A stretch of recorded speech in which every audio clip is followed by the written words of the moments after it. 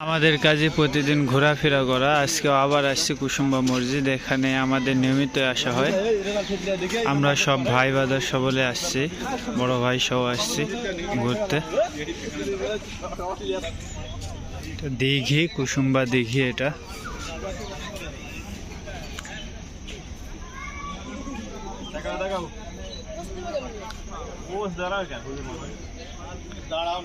সোহাগ ছবি তুলছে, ছবি তোলার প্রতিযোগিতা চলছে। কুসুম্বায় সবচেয়ে বড় আকর্ষণ যেটা, সেটা হলো এই দিঘি। এই দিঘি প্রচুর বড় এরিয়া নিয়ে, অনেক জমির উপরে এই দিঘি নির্মিত। খুবই সুন্দর লাগে এই দিঘিটা।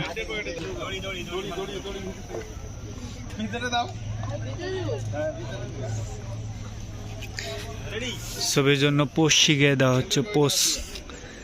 দেখা যাক কি হয়, কত সুন্দর করে ছবি উঠানো যায়। ছবি তুলছে সোহাগ। সোহাগ হচ্ছে সবচেয়ে ভালো ছবি ওঠায় এখানকার মধ্যে। তার আইফোন আছে তো, সুন্দর ছবি ওঠায়। হ্যাঁ, এই যে দেখেন, এটি একটি রহস্যময় পাথর। এটার আদ্যপ্রান্ত এখনো কেউ জানে না এটার কি অবস্থা, এর ভিতরে কি আছে। এটা কখনো ভাঙাও যায়নি। ভাঙার চেষ্টা করা হয়েছে, কিন্তু তারপরও ভাঙা যায়নি এটা। এই যে কি যেন লেখা আছে আরবি দিয়ে, বোঝা মুশকিল। প্রতিদিন অনেক মানুষ এটা দেখার জন্য আসে। কুসুম্বা মসজিদ 5 টাকার নোটে সবচেয়ে সুন্দর একটি মসজিদ এটা। অনেকে দেখতে আসে, আপনারা অনেকে দেখেছেন, অনেকে আসেননি, অবশ্যই আসবেন দেখতে। এই যে এখানে হচ্ছে মানুষেরা অজু করার ব্যবস্থা করা হয়েছে। এখানে মানুষ অজু করে মসজিদে নামাজ পড়ে।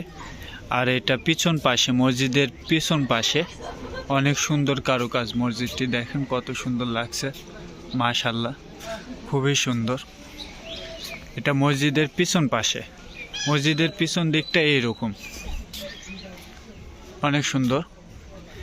আমরা প্রতিদিনই আসি এখানে ঘুরতে। এছাড়াও অনেক মানুষ আসে প্রতিদিন। আমরা নিয়মিতই আসি, আমাদের বাসার কাছে এই মসজিদটি, এই জন্য নিয়মিতই আসা হয়।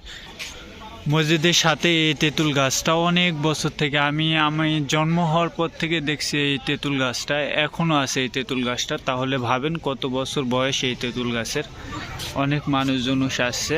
এই যে এই পাশে মানে অনেক মানুষ ঘোরাফেরা করছে। আগে এগুলা মাটি ছিল, এগুলাকে সুন্দর করে প্রশাসন সুন্দর করে এটাকে টাইলসের ব্যবস্থা করে দিয়েছে, যাতে আরও সুন্দর লাগে দেখতে। ভিডিওটি অবশ্যই আপনাদের কেমন লাগলো কমেন্টে জানাবেন। ধন্যবাদ। সালামু আলাইকুম।